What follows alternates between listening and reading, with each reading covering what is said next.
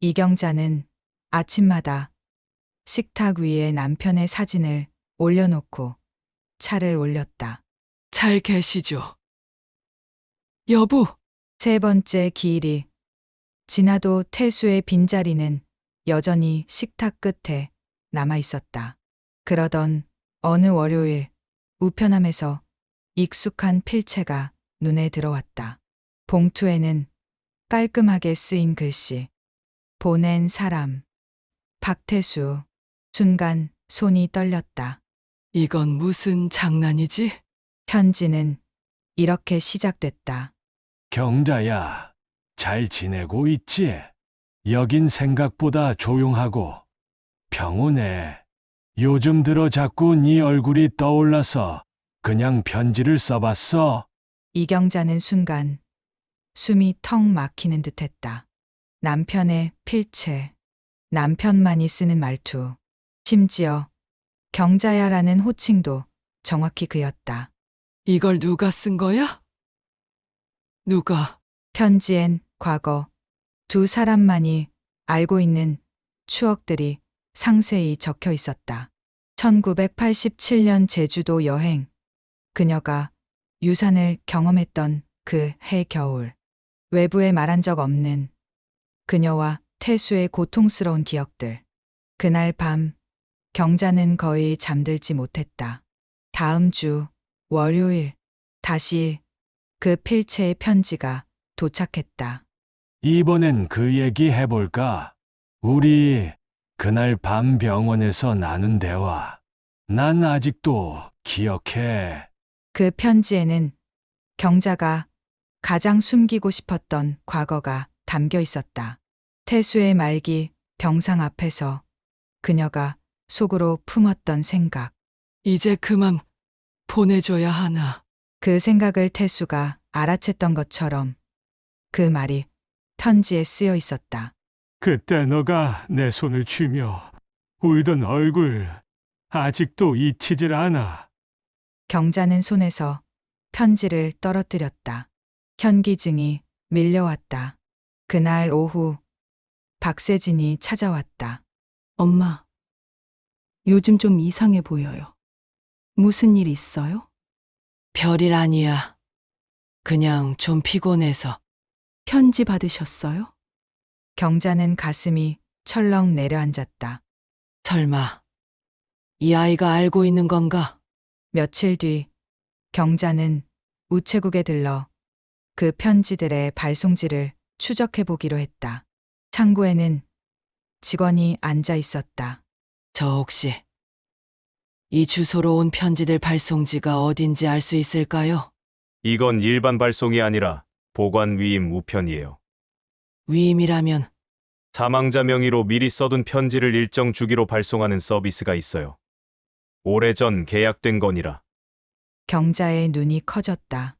뭐라고요? 그걸 누가 계약했죠? 계약자는 박태수 씨 본인입니다. 경자는 편지를 들고 돌아와 서랍 깊숙이 있던 태수의 유언장을 꺼냈다. 거기엔 그런 계약에 대한 어떤 흔적도 없었다. 그러나 한 문서 구석에 있는 작은 글씨가 눈에 들어왔다. 경자에게 내 마음을 전할 수 없다면 편지라도 보내줘야 하지 않겠어? 경자는 그 순간 무릎을 꿇고 눈물을 흘렸다. 그토록 사랑했던 사람이 자신을 위해 죽기 전까지 무언가를 준비했다는 사실이 가슴을 찔렀다. 하지만 의문은 여전히 남았다. 그 편지들엔 너무 많은 현재의 정보가 담겨 있었다. 예를 들어 어제 아침 그녀가 차를 마신 내용, 혼잣말, 문 열쇠를 찾던 것까지. 죽은 자가 알 수 없는 이야기들. 경자는 침대맡에 앉아 세 번째 편지를 읽었다. 이번엔 이렇게 시작됐다. 세진이를 조심해. 그녀가 알고 있는 건 내가 생각한 것보다 많았어. 경자는 숨을 삼켰다. 세진. 태수의 전처에게서 난 딸. 표면적으로는 공손했지만 언제나 알 수 없는 거리감을 가진 아이였다. 경자는 결심하고 그날 오후 세진의 집을 찾아갔다.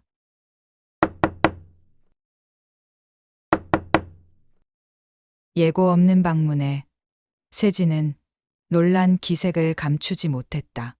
잠깐 얘기 좀 할 수 있니? 물론이죠. 들어오세요.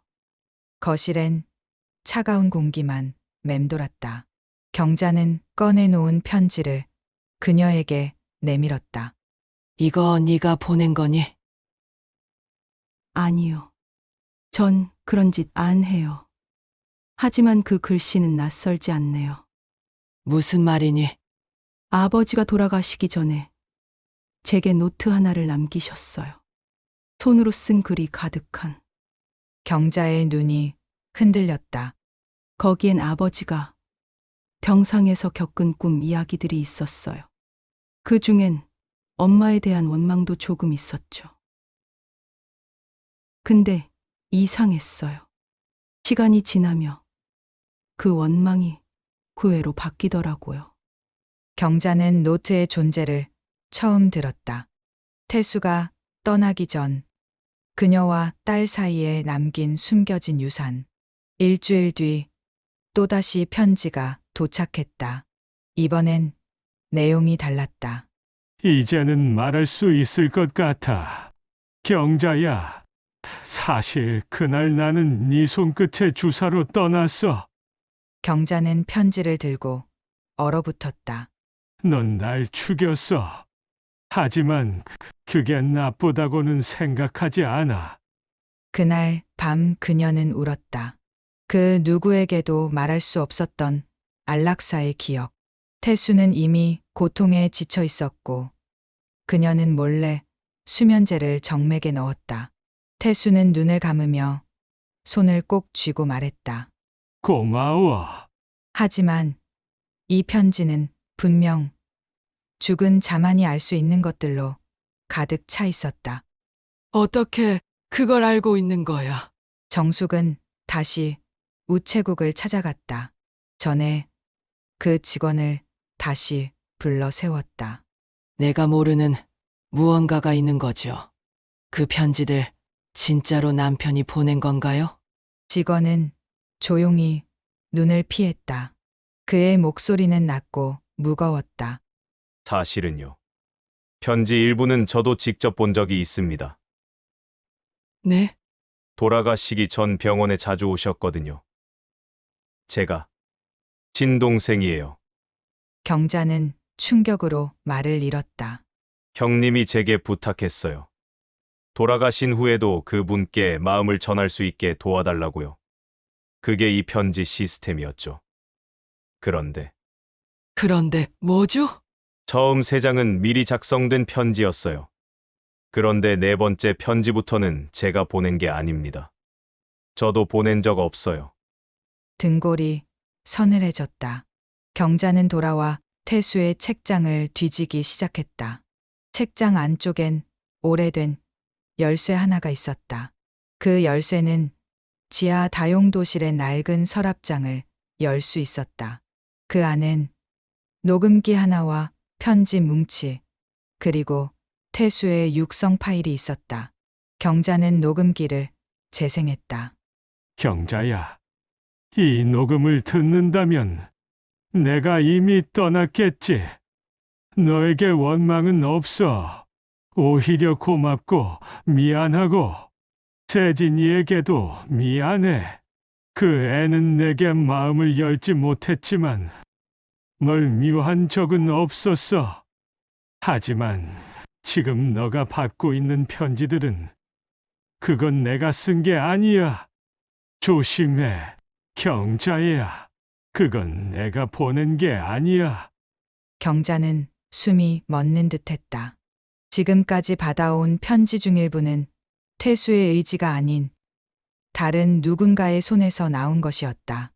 이경자는 떨리는 손으로 녹음기에 두 번째 파일을 재생했다. 태수의 목소리는 더 이상 평온하지 않았다. 이 편지를 내가 받게 된다면 아마 누군가 내 뜻을 왜곡해 편지를 조작하고 있을 가능성이 크다. 경자야, 널 해하려는 사람은 가까운 사람일 수도 있어. 그 순간 등 뒤에서 낯선 발걸음 소리가 들렸다. 문이 조용히 열리고 세진이 나타났다. 찾으셨네요. 그걸. 경자는 녹음기를 꽉 쥔 채 세진을 바라봤다. 그게 너가 원하는 거였니? 원망하지 마세요. 전 엄마를 지켜보며 자랐어요. 아버지를 뺏긴 것도 모자라 아버지가 마지막엔 엄마 손에 떠났다는 사실까지 알게 됐을 때 전 아무 말도 못했어요. 넌 그걸 알고 있었니? 직접 봤어요. 그날 병원 복도에서 주사기를 숨기고 나오는 엄마의 손을요. 경자는 무너져 내렸다.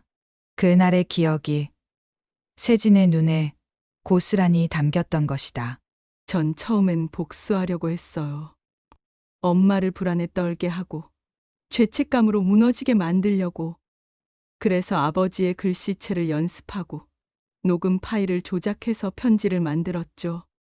그래서 넌 매주 그걸. 네. 하지만 세진의 눈동자가 흔들렸다. 그런데 어느 순간 저 자신도 헷갈렸어요. 편지를 쓰는 동안 정말 아버지가 제 손을 빌려 말하고 있는 것 같았거든요. 그렇게 아버지를 다시 만나는 느낌이었어요. 경자는 입을 닫고 고개를 떨궜다. 하지만 이제 알아요. 그게 누구의 마음이었든 진짜 죄인은 저였다는 걸요. 경자는 그제야 묵은 비밀 하나를 꺼냈다. 세진아, 사실은 내가 내 엄마의 딸이 아니야. 뭐라고요? 정숙은 오래된 서류 하나를 내밀었다. 태수의 유언과 함께 보관된 출생증명서 사본. 내가 태어났을 땐 이미 내 엄마는 떠났고 넌 보호시설에 있었어. 그때 널 데려온 사람은 내 남편이 아니라 나였단다. 넌 내 피는 아니지만 내가 키운 딸이야. 그 모든 날들 난 널 진심으로 사랑했다. 박세진의 눈에 눈물이 고였다. 그녀는 말없이 주저앉았다.